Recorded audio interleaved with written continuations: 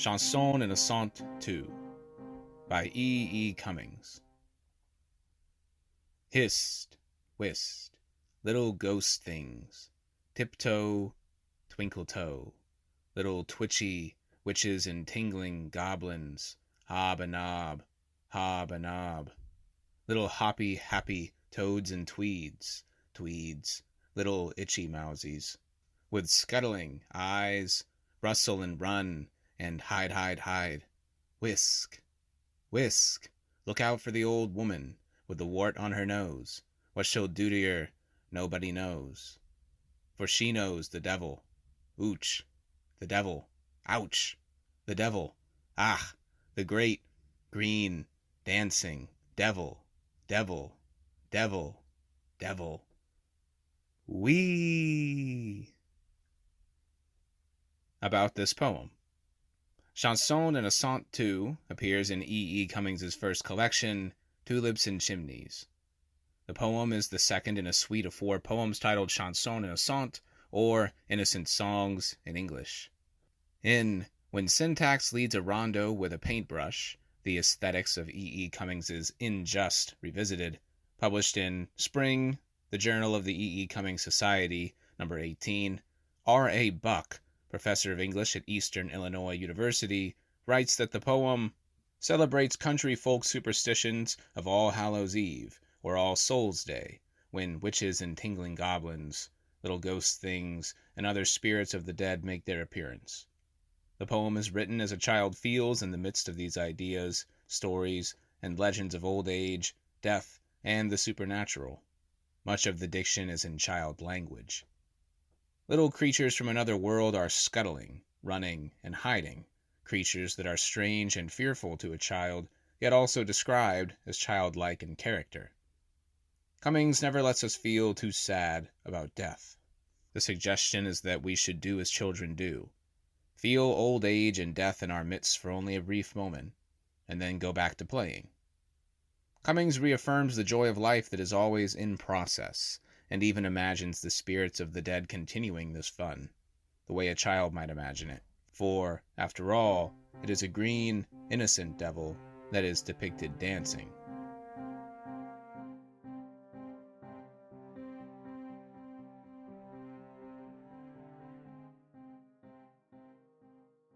E2 song. This is Revenge from a Female Point of View, sung by Mr. David Hickman.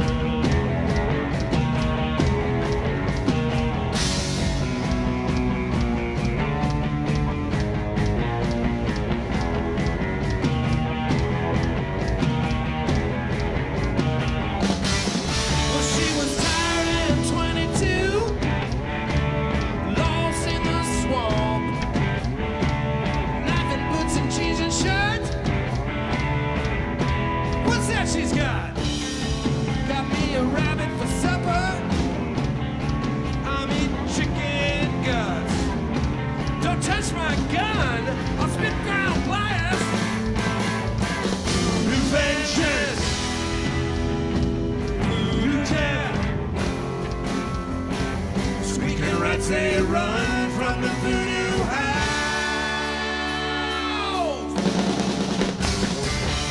Chased a little cutie coo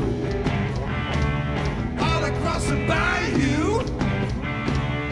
They're putting a lot of men in prison for the things I want to do. I'm spitting rabbit guts all over the face. Stomped on it with my feet. Better give me my treat or I'll take it. Voodoo Vengeance, Voodoo Death. Squeaking rats, they run from the voodoo house.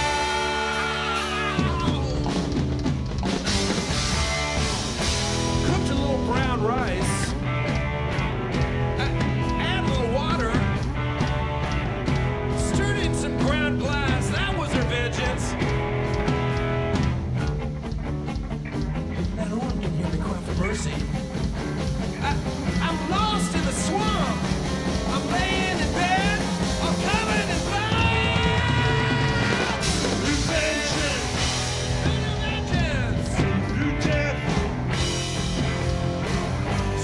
rats they run from the voodoo house.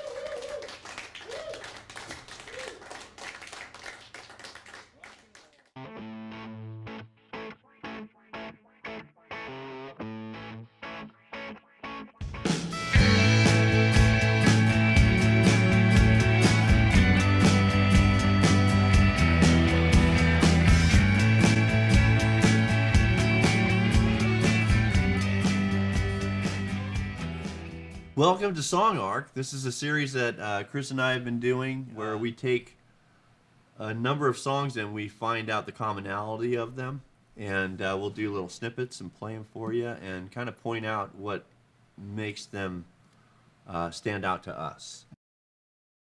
And then I remember just reading old interviews with John Lennon where he would say like the Byrds were like their favorite American band at that time, Yeah. you know. So there was a lot of kind of cross-pollination going on between coming back and forth across the pond. Of course.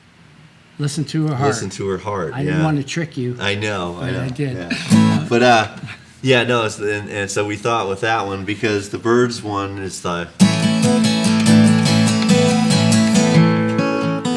and then Listen to Her Heart is so it's very very similar. Just right at just using that A riff. But Listen to Her Heart. There's so many bands that were started up at that time. I know in the Dangers, the original card that we put up at Lear's Music to try to find a lead guitar player. Yeah.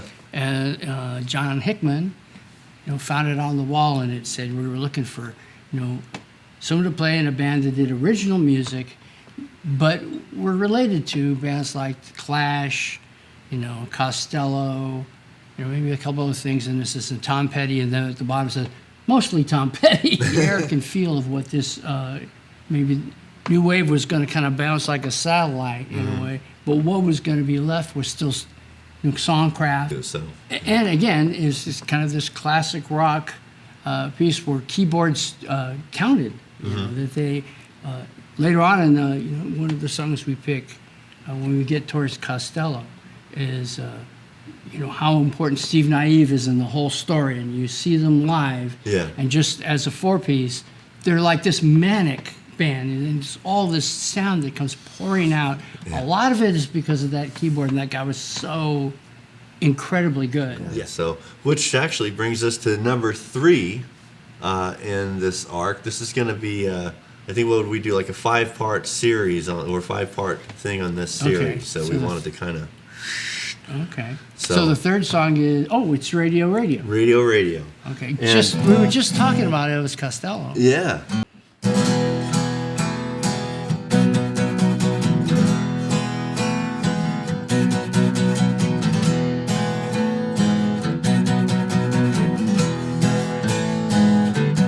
I was tuning in the shine of the light, not dial, doing anything my radio advised. Every one of those late night stations playing songs bringing tears to my eyes. I was seriously thinking about hiding the receiver when the switch broke, cause it's old. They're saying things that I can hardly believe. They really think we're getting out of control. Radio is the sound salvation. Radio is cleaning up the nation. They say you better listen to the voice of reason. but they don't give you any choice, cause they think that it's treason. So you had better do as you were told. Listen to the radio. Wonderful radio. How's about the radio? Radio, radio. Radio, radio. Radio, radio.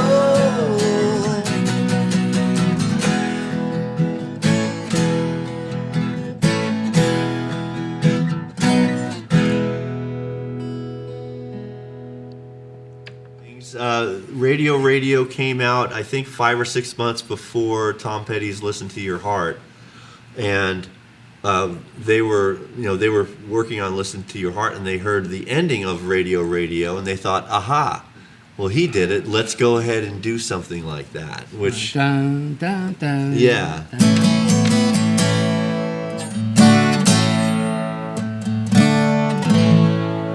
Which, Costello threw in an extra one, but it was still, funny because literally it was like, real time. They were listening and being influenced by something that came out and kind of emulating it. Yeah. So, and then when Costello would tour, like Petty would show up at his shows, he'd come out and sing a Dylan song with him or something. So Yeah, so they were already kind of fans of each other's music, and Costello, that's kind of the signature songwriter of that period, is like a comet taken off those first 3 albums for sure. Where the combination of this sort of the daring in his stance and his just kind of uncompromising 60s music kind of made anew with a toughness to it that people didn't know how to place him. And again, he was not a punk rock entity, but he had all the energy of a punk band that was distilled into these very pop music. So, not in just the ending of that song, but it was kind of this tradition where both Petty and Costello were looking back in time, but not that far back, and say, what is it that informs, our songwriting? Let's not hide from that. Mm-hmm. Let's celebrate what that is, and then let's put our signature on it. Yeah.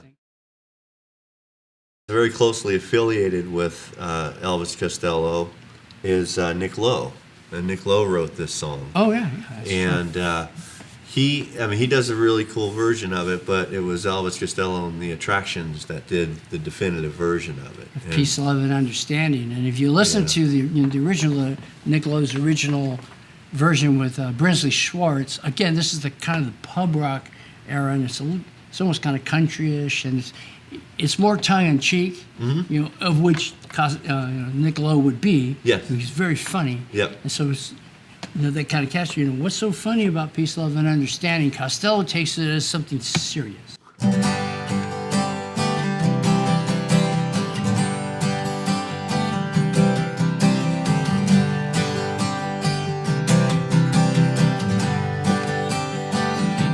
As I walk through this wicked world,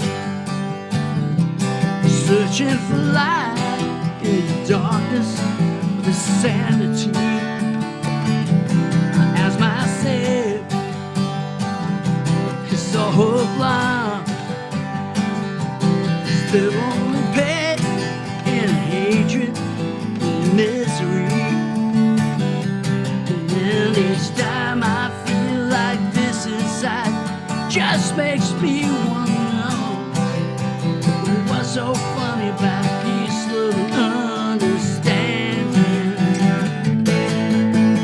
What's so funny about peace, love, and understanding.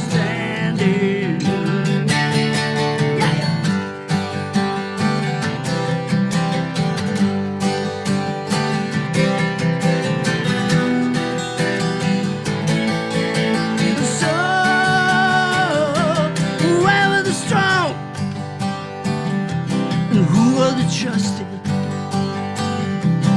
where is the harmony, sweet harmony? Each time I feel like this inside, just makes me want to cry.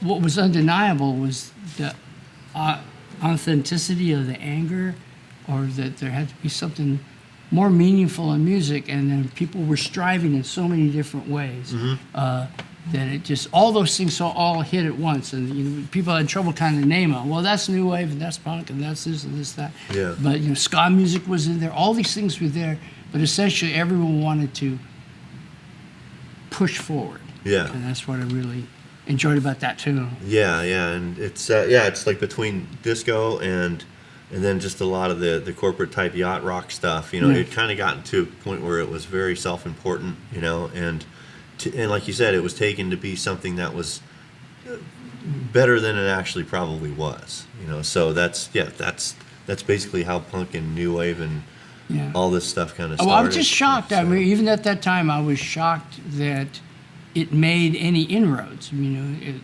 local bands, you know, playing here in Riverside, and you would be at nightclubs and whatnot, but people would be showing up, and you know, bands again. It was like a brotherhood, a sisterhood. It was a hood. So you know what it did in Trouble Time. Again, it just, you know, I would say I got to write a Costello song, but it was the feel of that time.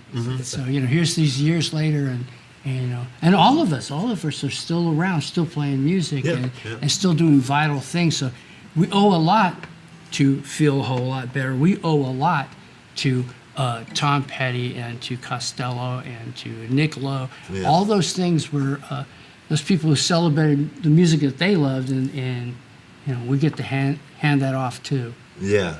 No, it's just part of the art. It's part of the art. Yeah. So, all right. I think we got.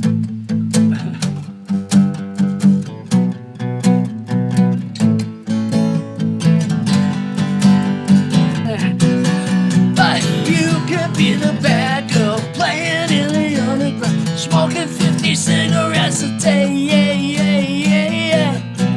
I guess you really went forward, fell into the rhythm crowd. I can tell you full out. Oh no, it's trouble time.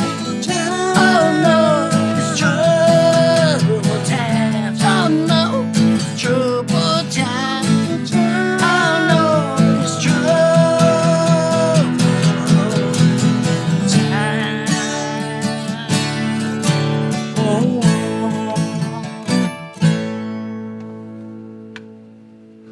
And it has a Beatles lick in it too. Oh, there the you Lady go. Madonna. I steal from the best. Yes. Yep. Thank you, folks.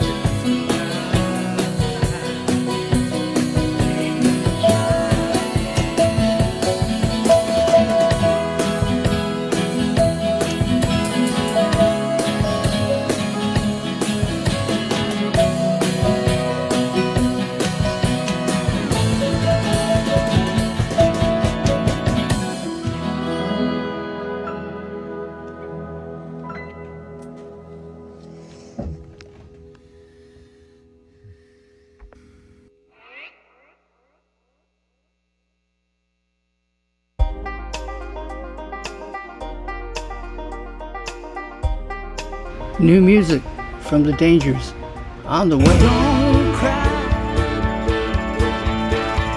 You're in my eyes. Don't cry.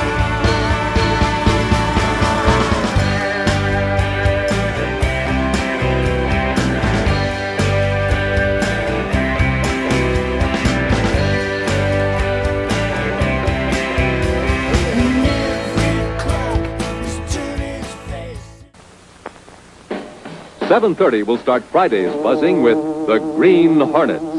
That legendary nemesis of crime with his loyal companion Cato thrilled most of us as kids in one of radio's longest runs. Let's push this aside, Cato, and go through. I'm with you, boss.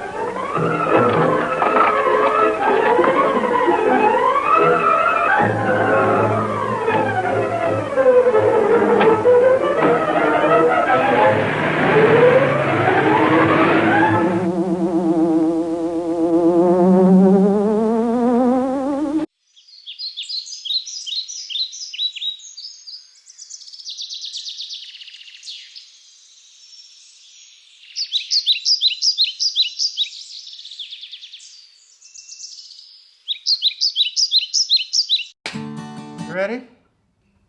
You are rolling. We're rolling. I've been rolled before. This is called She's So Suburban.